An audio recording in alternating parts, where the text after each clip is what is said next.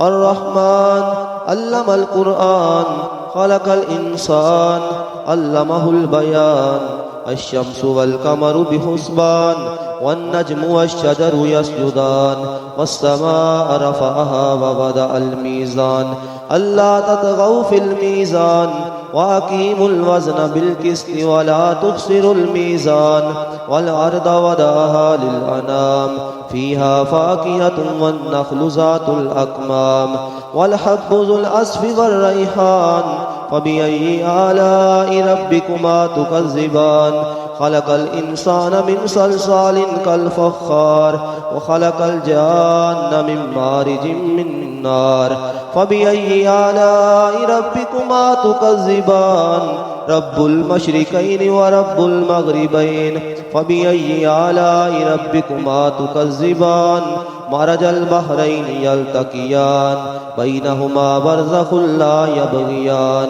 فبأي آلاء ربكما تكذبان يخرج منهما اللؤلؤ والمرجان فبأي آلاء ربكما تكذبان وله الجوار المنشآت في البحر كالأعلام فبأي آلاء ربكما تكذبان كل من عليها فان ويبقى وجه ربك ذو الجلال والإكرام فبأي آلاء ربكما تكذبان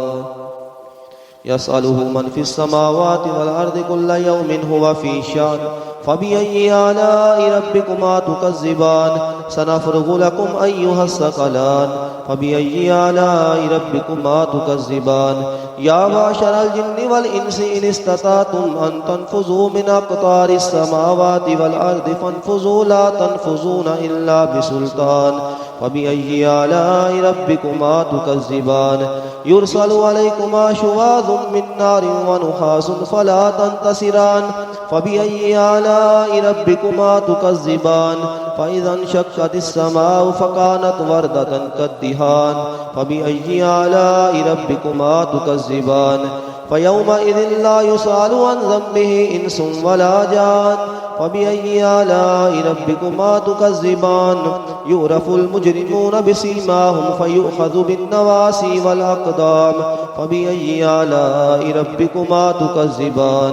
هذه جهنم التي يكذب بها المجرمون يطوفون بينها وبين حميم آن فبأي آلاء ربكما تكذبان ولمن خاف مقام ربه جنتان فبأي آلاء ربكما تكذبان ذواتا أفنان فبأي آلاء ربكما فيهما عينان تجريان فبأي آلاء ربكما تكذبان فيهما من كل فاكهة زوجان فبأي آلاء ربكما تكذبان متكئين على فرش بطائنها من استبرق وجنى الجنتين دان فبأي آلاء ربكما تكذبان فيهن كاسرات الطرف لم يطمسهن إنس قبلهم ولا جان فبأي آلاء ربكما تكذبان كأنهن الياقوت والمرجان فبأي آلاء ربكما تكذبان